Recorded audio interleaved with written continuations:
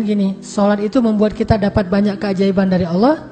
Kemuliaan akhlak buat kita dapat banyak keajaiban dari manusia. Jadi kalau kita pengen dapat keajaiban dari Allah, pengen Allah itu baik-baik ke kita, itu sholat. Kalau kita pengen melihat keajaiban dari manusia, tiba-tiba banyak orang yang membantu kita, tiba-tiba musuh bisa jadi sahabat setia. Musuh bisa jadi sahabat setia itu lewat apa? Bukan lewat ancaman. Ancaman itu nggak mengubah musuh menjadi sahabat, hanya mengubah musuh menjadi takut.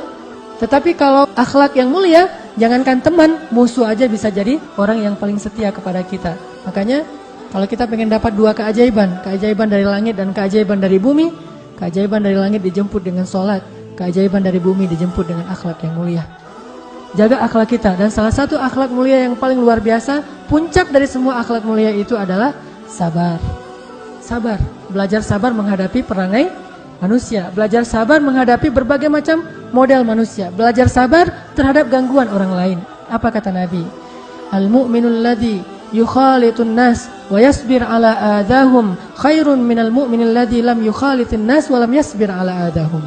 Mukmin yang bergaul dengan banyak orang lalu bersabar atas gangguan mereka, itu lebih baik daripada mukmin yang enggak mau bergaul dan enggak sabar dengan gangguan manusia. Sabar dengan gangguan banyak orang. Kalau perlu, kita belajar sabarnya justru dari orang yang suka ngejengkelin kita. Kayak Ali banget tuh, Ali bin Abi Thalib. Pernah suatu hari pas dia udah jadi presiden, jadi khalifah, suatu hari dia panggil pembantunya. Jadi ada pembantu di rumahnya, dia panggil, "Ya fulan." Ini panggilan untuk orang yang tidak disebutkan namanya. "Ya fulan." Gak ada suara. "Ya fulan," dipanggil sama Ali, gak ada suara. Dicari-cari, ternyata dia lagi di kamarnya, lagi berbaring sambil mengangkat kedua kakinya. Jadi kayak orang bersiul gitu, santai di kamarnya. Padahal Ali dari tadi manggil-manggil. Kata Ali, "Ya fulan, kamu gak dengar suara saya memanggil?" "Dengar," kata dia. "Terus kenapa kamu gak menjawab?" "Sengaja, pengen tahu, marah gak gitu." Coba lihat pembantu kayak gitu tuh. Ada tuh gak pembantu kayak gitu? Pasti bakalan dikurangin gajinya atau langsung silakan kamu pulang ke kampung kan gitu kan. Ini pembantu kayak gitu banget, sama bukan sama tuan biasa, sama khalifah, presiden, bayangin. Sengaja pengen tahu marah apa enggak. Ali marah nggak tuh? Nggak marah, langsung tersenyum, ketawa. Ali udah nggak ada urusan lagi dengan dia, langsung keluar sambil ketawa. Dilihat oleh pengawal-pengawal dan pejabatnya, ditanya, "Ya Amirul Mukminin, kenapa engkau ketawa?" Kata Ali, "Itu tuh pembantu saya." Diceritain lah kisahnya. Yang marah justru pengawalnya dan pejabatnya Ali. Ali aja nggak marah, pejabatnya malah marah. Terus mereka bilang, "Ya Amirul Mukminin, ya sudah biar kami marahi dia, atau kita ganti aja. Kami punya banyak stok pembantu yang lain yang akan siap untuk bekerja di rumah Anda." Kata Ali, "Jangan. Justru aku lagi belajar sabar dari orang itu." Belajar sabar dari orang kayak gitu. Jadi kalau kita nemuin orang yang suka ngejengkelin, berarti itu guru sabar kita tuh. Misalnya kalau saya sering di jalan dulu suka ramai sama supir angkot gitu ya. Kalau sekarang nggak ramai lagi sama supir angkot. Kenapa? Kalau ada supir angkot yang iseng di jalan, saya anggap, aduh ini guru sabar saya nih supir angkot gitu. Ada yang ada motor mungkin yang kurang tertib, ini guru sabar saya. Pokoknya nemu orang yang ngejengkelin, berarti dia jadi guru sabar kita. Karena guru sabar itu bukan ustaz. Ustaz itu hanya ngajarin teori sabar.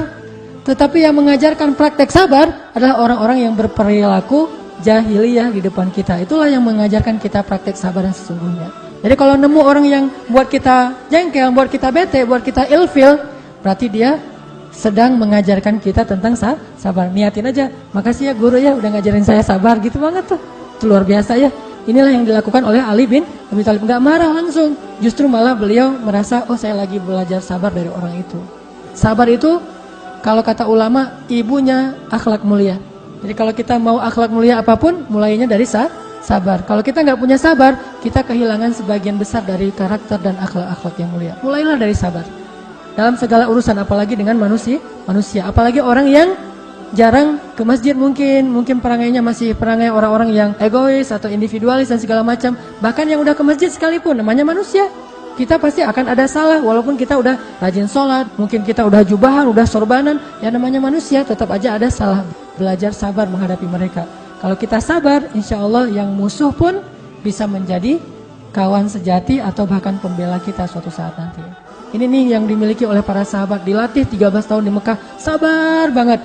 Sehingga akhirnya apa? Ikrimah, anaknya Abu Jahal yang dulunya menyiksa Bilal, ternyata suatu saat menjadi salah satu pembela kaum muslimin. Yang dulunya menyakiti para sahabat 13 tahun di Mekah, suatu saat nanti mereka lah yang membela para sahabat di Madinah. Jadi kesabaran itu adalah cara bagi Allah untuk menolong kita. Makanya disebutkan di sini wasta'inu bis-sabri was-shalah. Akhlaknya adalah sabar, ibadahnya adalah salat. Coba fokus dua itu aja.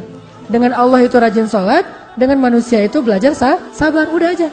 Insya Allah kita akan mendapatkan banyak keajaiban dari langit dan dari bumi karena akhlak yang mulia ini insya Allah. Karena akhlak yang mulia ini insya Allah.